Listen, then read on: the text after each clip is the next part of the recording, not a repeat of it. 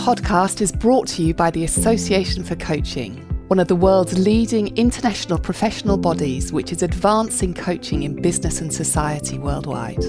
I'm Helen O'Grady, a Master Executive Coach and Coach Supervisor and your host for this in-depth series on coaching supervision. Each episode delves into a distinctive aspect of supervision with leading practitioners and thought leaders in the field, uncovering the nuanced ways supervision enhances coaching practice, supports well-being and drives professional growth. Whether you're a seasoned supervisor, a coach curious about supervision, or simply interested in the dynamics of reflective practice, this series offers illuminating conversations that will transform how you think about coaching excellence.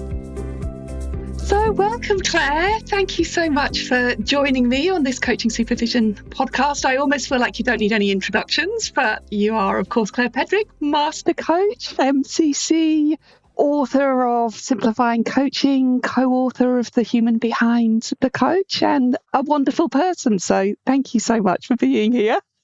Well, what a delight to be here, and thank you for your lovely words. Maybe we could just start off with, for you, how would you either define or describe coaching supervision? How long have you got? I know, exactly. It's a big question, isn't it? And I think the question is, do you want the kind of long technical version like what it says in the books? Or do you want the actually what it is like? What it's like for you. I think that's what's really interesting.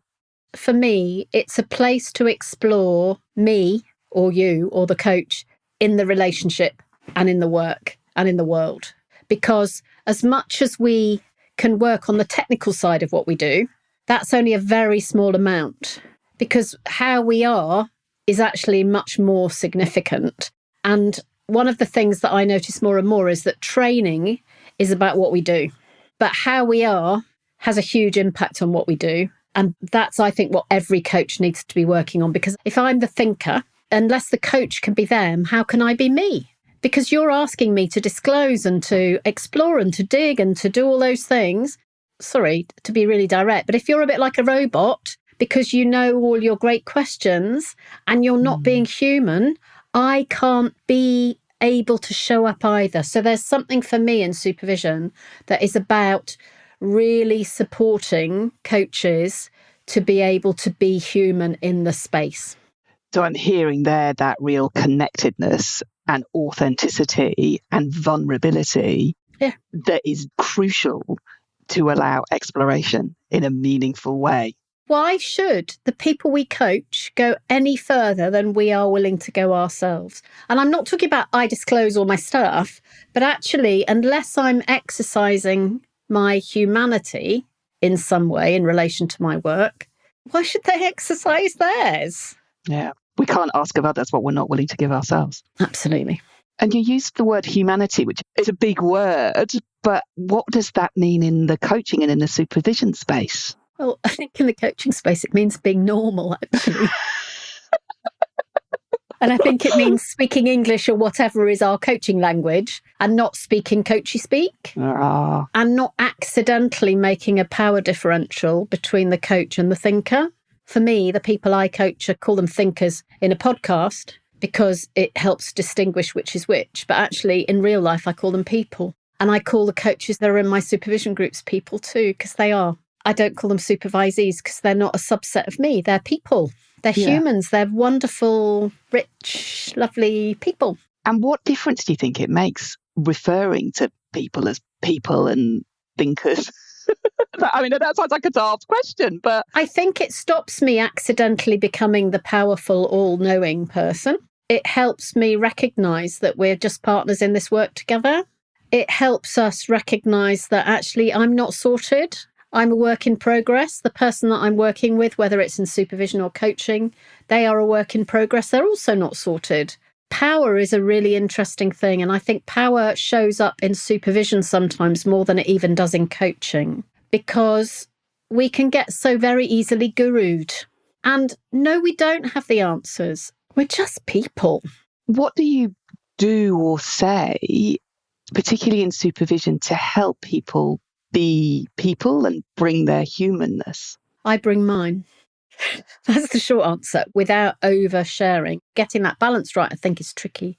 So I host a podcast, and I did one with Timothy Clark, who wrote The 4 Stages of Psychological Safety, about 8 or 9 months ago. And it's been part of my own personal journey about what needs to happen to make groups safe. Mm. And he says that if we want other people to be vulnerable, which we do, we have a first mover obligation to be vulnerable ourselves. So as the supervisor, I need to be vulnerable first in order that you can also be vulnerable. And there's something about that for me at the beginning of the relationship, but then there's also something about that for me every time we meet. So I don't want to say more than that, really, because as soon as you start saying, well, what you need to do is this, then it isn't real. No, someone's copying. Yeah, so it's what's the real bit of you that you're willing to disclose? I mean, it's really interesting because I've just discovered that I'm neurodivergent, and I discovered it formally on the Monday when I was starting a supervision group on the Thursday for neurodivergent coaches. So serendipity, or? Well, I was thinking it's very dangerous to disclose that because I haven't processed it enough. And then I got to Thursday and I thought, do you know, I'm going to say it. And there's something in that group about safety that is different from all the other groups that I run. And we had to have a tear break really early on. All my groups, we have a 5-minute break in the middle because that's human. We all need a cup of tea. But on that particular one, we had to take a 2-minute break because everybody needed to do what they needed to do in order for us to be able to come back together after everybody had disclosed something, whatever they had chosen to disclose. And that was such a beautiful thing. And I mean, I run a lot of groups. Yes. And I love groups. And I also recognise that something happened on that day that has made that group different. So it's interesting. It is interesting. And as you say, the joy of supervision, isn't it, is that you can't replicate it. I mean, the same as coaching. As you were saying earlier, it's not the skills and the questions, it's our humanness, it's how we're being that has the biggest impact on the impact, the outcomes, the space that we create between us. Yeah. And I mean, last week in a supervision group, so I run accessible supervision groups as well as, so for people who are new to coaching or aren't coaching very much, because I think that really matters.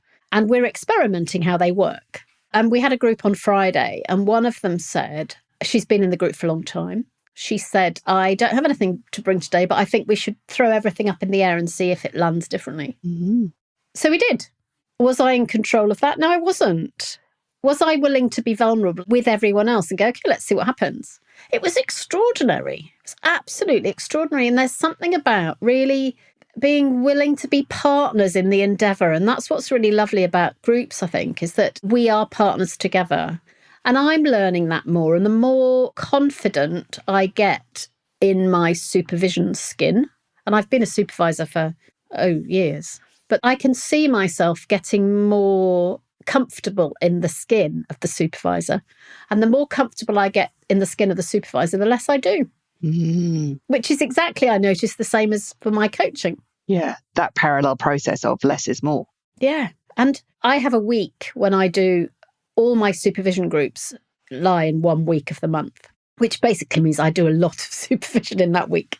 And it's this week. And I've just noticed how I am learning to trust the group.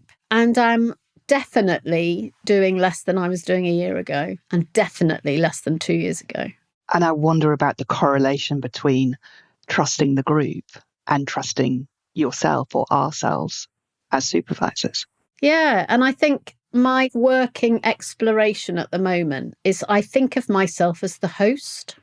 Okay. In groups. I see myself as the host. And it opens up all sorts of other things because I am a supervisor and they've come because they want to be in a group with me. But I've had to change my mindset and say people come because they want to be in a group that's hosted by me. And I think at the beginning when I started, I really moved into supervision. I had a big birthday. And after that, my practice moved much more towards supervision and much less towards coaching. So I've been running a lot of groups for 2 or 3 years. And at the beginning, because I thought people had come for me to be their supervisor, it's exactly the same process as when you make a big shift in coaching. How can I add value? Well, these people have come to me, but they've come to be with me and other people who also want to be together in this space. And therefore we are together. And one of the groups that I host with another coach, and we alternate. And my goodness, I learned so much from that. We started it last year. We're doing it again now. And I observed really quickly that she had trained the group to work harder with her than they were working with me. But then they wanted to work harder when they were with me. And that shifted my style quite significantly because they had found their way of being together. Because 1 month they're with her, 1 month they're with me. Oh, okay. They'd found their unique being together. And we just happened to be the one who shows up this month. It's lovely. That sounds great. But also that mindset shift that you talked about from being a supervisor to being a host. What did you have to let go of? Control. And wisdom. Because I usually have got more hours than everyone else. Probably everybody else combined. But that's not what it's about. And sometimes that is the thing that is necessary. But actually, often the thing that is necessary is courageously standing with people who are courageously exploring something. And as we know in coaching, what they discover for themselves is better than what I can give. Yesterday, in one of the groups, somebody said, and I've seen this in a group before, once or twice, but I forget things really easily, and I'd forgotten this, but this person said, what I want the group to do right now is I want you to all write a question down in the chat, because I want control over the flow that comes in. And actually, one of the things that happened was everybody, of course, is very concise, and she gets all 6 questions, observations at the same time. And then she looked at them and chose another one that wasn't on the list. Of course she did. And then did some really deep work. But I think there's something about just letting people do the thing that's best for them. Sometimes it's coaching. Sometimes it's looking at the inside of what's going on inside of us when something's happening. And sometimes it is looking at the technical aspects. So one of the things that's come up in a group this week is endings. And you can go into endings in lots of ways. How do you generally feel about endings? What's your relationship with endings kind of way? Or actually, technically, how do you start ending in time that you can end in partnership and you're not just cutting the thing off? And all those are options. But of course, we only know which is the right option in the moment when we ask the person who is being supervised in that moment. Because there is no right for everybody. What's right for one person is something completely different for somebody else. And we don't know what they want, or what they need, or what's useful. So there I was really hearing about when you said about the courage to stand alongside people who are exploring, I heard that as courage to sit in uncertainty. Yeah, and I think that we need courage to sit in not knowing in coaching. But somehow I think sometimes the stakes are higher in supervision and we have to have even more courage to sit in uncertainty. Because supervision sounds like the supervisor should have something special. And we have our humanity, and we probably do have wisdom, but it's often not the wisdom that they want. It's the wisdom of being able to hold the uncertainty that they want or need or is useful. And the wisdom to believe in their wisdom. Yeah, I wish my supervisor was here because I know she'd have lots of opinions about this. I'm curious what she would say to you. Because actually, almost all of my supervision is about me and not about my work. Occasionally, it's about my work. This is happening. And so she supervises me on my supervision as well as on my coaching. But actually, mostly it's about me. Which brings us back in a way to the humanness. Yeah. It sounds like it's your humanness, which is what you take to supervision. Yes, it is. And it's the bits of me that get triggered and the bits of me that get frozen and the bits of me that want to be opinionated about something when actually the one thing I need to do is to not be opinionated about it. And sometimes there are technical things. I mean, I can remember asking her the other day, because there's a quality standard for me in supervision. And I think very rarely is it something that I call upon. But I can remember in a recent session with my supervisor, we were having a very honest conversation about when is it appropriate to challenge somebody about their fitness to practice at the moment? Because that takes huge courage. And in particular around fitness to practice because of life situations, that's really getting into somebody's humanness. Yeah, stuff. Yeah, as opposed to challenging someone around their actual practice in terms of what they're doing. Yeah. So I have a safety valve when people supervise with me where we'll have a weekly check-in if something massive has happened in their life. And I decide if it's massive, if you see what I mean. In fact, there's one today. I haven't had one for months. And then there's somebody today. And I've said, why don't we just have a 10-minute check-in once a week? Because in that context, that's one part of supervision, which is, I think, my responsibility as a supervisor is to stand with somebody when things are difficult.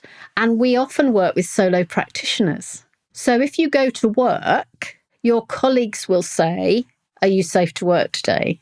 If you're a solo practitioner, that space is different. So there's a safety piece occasionally, not that often actually, at the extreme of my practice, where I feel that my role is that's not a police check-in. It's a compassionate, let's just have a chat so that you can work out whether you think you're fit to practice this week. And that's me paying it forward from somebody who did it for me when my life fell apart whilst I was working.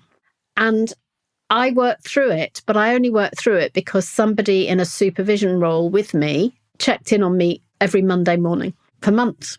I can relate to that. I think that happened to me and I had to go to supervision to work out, actually, I think I'm okay to work, but this feels weird that I'm working in this situation. And as you say, when we're sole practitioners, we haven't got managers. If we're coaching or supervising, we've got to be with people. It's not that we can spend our days doing admin and being busy in other ways. Yeah.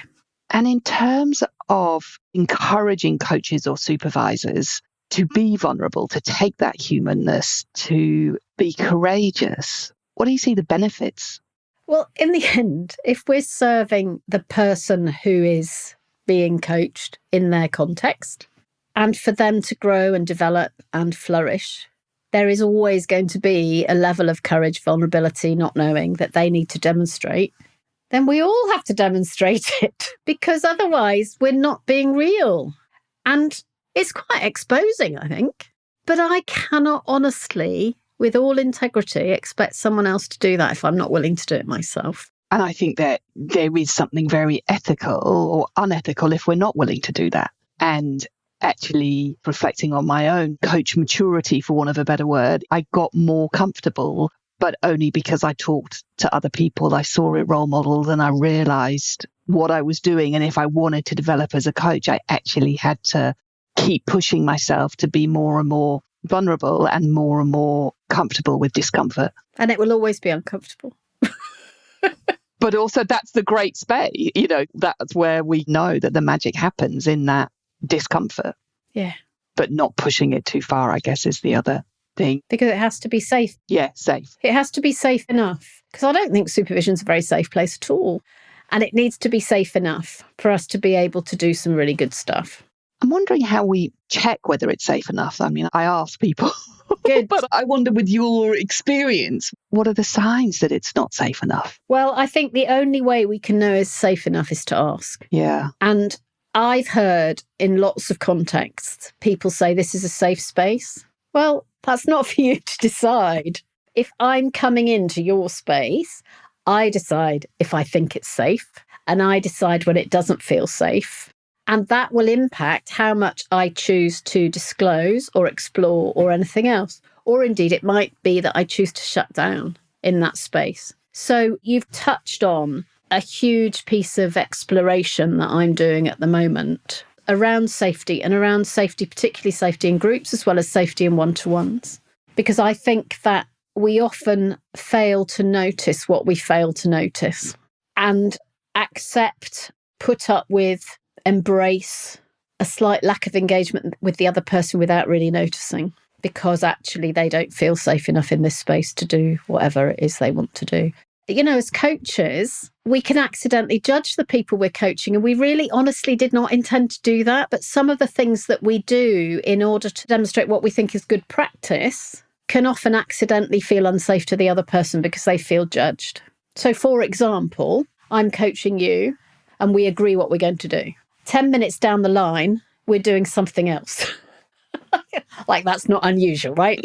Mm. But if I say to you, at the beginning, we agreed we were going to do this, you may very well feel judged by me, and that may very well reduce the quality of the conversation.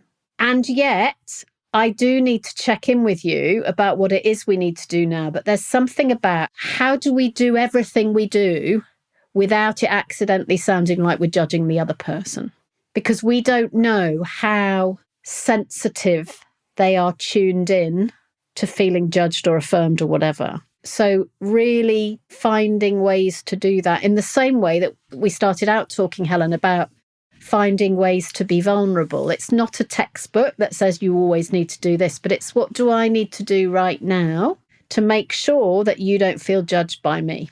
And of course, that's really true in supervision. And I think supervision, almost by its definition, which I struggle with a bit, as you say, has that potential for element of judgment. And if you talk to other professionals, their definition of supervision definitely has judgment. But also I wonder about, I did a little video today about judgment, actually, about... We're on J then, Helen. Yeah, but today it was about knowledge and the judgment of approving somebody as well, and the danger in a way that we can get sucked into that. And it's a different judgment, but it still may ironically reduce the safety. Yeah. Because if we create that space that it's approval, then actually, how do I actually say something that I think I didn't do that well? It's interesting because one of the things that has always concerned me about supervision is that it's entirely self-reported data. And we only know what you think you know about what you're doing.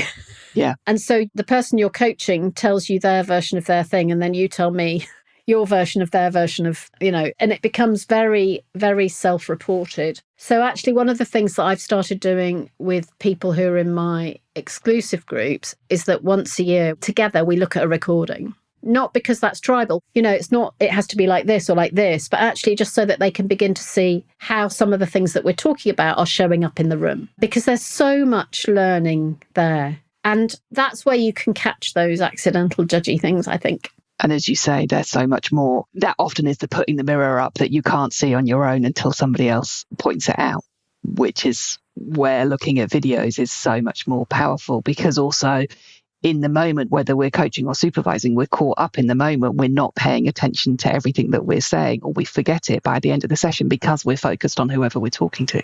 I did one with somebody this week, and the position of their camera was exacerbating a behaviour that was absolutely getting in the way of the relationship. So what they were doing with their body and their voice was fine, but because of where the camera was, it felt like they kept disconnecting from the conversation. Now, they weren't disconnecting from the conversation, but the person watching the screen at the other end will have experienced them disconnecting from the conversation. But from where they were standing, they were being fully connected because they didn't see the picture that the other person saw. And I mean, that's easily fixed because we had a little bit of a setup adjusting moment. And suddenly that gives them the option to have a very different kind of relationship. So in our supervision process, there's something about what do we do with our supervisor, but there's also something about how do we do self-supervision and how much of that is reflection and how much of that is real observable data. And the power of looking at one's own recording, even without somebody else looking at it, the data that you get from that. And actually, I'm mindful I haven't done that since I trained as a supervisor, where I did submit recordings of my supervision. I don't do that, whereas I am still looking at recordings of my coaching. Oh, yeah. Interesting. Very interesting. Oh, there's a brave space to go.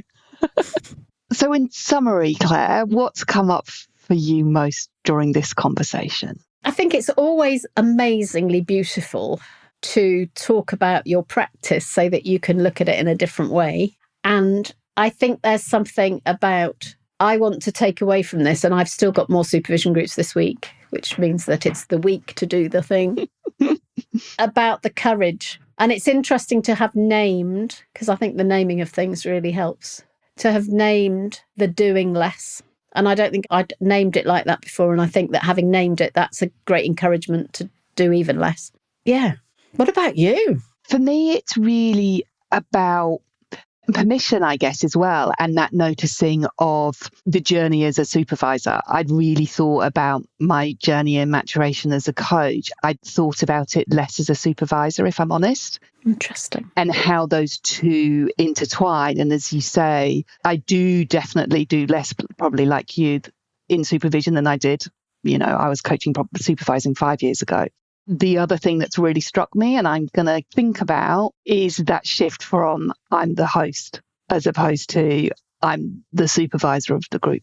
And I really like that mindset shift because I think I, like you, very much try to co-create and sit back, but actually naming that I wonder what happens in the group and what permission that gives other people for them to step into whatever they need to be in order to get out of supervision. So I organise walks for coaches because it was a good way to get to know people. And one of the things that I observe in that is that I am the host. And sometimes I don't talk to anybody. Nobody talks to me because they're all doing some great stuff with each other. So that's also part of this learning. And I've got a book which I must read. When you get a book and you think I must read that, but you don't. I can't even see where it is. Is it Priya Parker? It's about hosting. Oh, okay. That's on my list for reading this year, to see what else can be learnt really about supervision from a kind of different space. I was talking to a coach the other day from somewhere else in the world, and they said, "Oh, please write the book, Simplifying Supervision." And I said, "Oh, I don't know if I can." They went, "Oh, please do." Because I think there's something about how as a profession do we find the heart of supervision for coaching that might be a little bit different from the heart of supervision for other professions. And so much of the good stuff that we've learned about for supervision comes out of therapy, whatever. And how do we hold the very best of that and find the very best of our own? And we're now getting a generation of supervisors who were formed as coaches and who were not formed as something else. Yeah. And we are probably the first generation. So I would say that I'm probably in the first generation of supervisors who were formed as a coach and then a supervisor and not formed as something else. Therapist or something else. Yeah. I think that's interesting. It is still a evolving, developing profession that hasn't had the same maturation. And again, the global differences. I was talking to somebody somewhere else who was saying, supervision really is in Europe, but it's not really in India and America at the same way. Yeah. It hasn't taken on in quite the same way there as yet. Yes, and I have Americans in my supervision groups because they're coming to Europe to get what they need. What a joy, Claire. Thank you so much for joining me and a fascinating conversation. And your book sounds like there might be some more in the pipeline. Well, there's another one before. I don't know, but yeah, I've put Simplifying Supervision on the ideas list. Thank you. Well, thank you for having me. Where can people reach you? So the best place to find me is on LinkedIn, Claire Pedrick, and also at the Coaching In podcast, where we have an episode every week, which is fun. And my books are on all online bookstores and also in Waterstones in Piccadilly in London. Which is very exciting. That was always my dream, but I never actually thought, even when I'd written books, that would be realised. They're in a proper grown-up bookshop. That's very exciting. I think they're only in one. It's going to be my mission to find them elsewhere now, Claire. I shall go to my local Waterstones. One is beautiful. Somebody sent me a photograph of my book in Waterstones, in one Waterstones shop, and that made my year. Excellent. Well, maybe we can make that happen more frequently. Thank you. Thank you. Thank you for listening to another podcast by the Association for Coaching. For over 20 years, our purpose has been to inspire and champion coaching excellence, advance the coaching profession, and make a sustainable difference to individuals, organisations and society. To find out more about the AC and our member benefits, follow us on LinkedIn or visit our webpage at associationforcoaching.com. Explore our digital learning hub and enjoy our extensive library of on-demand webinars, interviews, podcasts, and portfolio of live events featuring thought leadership, tools, models, and the latest industry trends to help you develop your coaching expertise.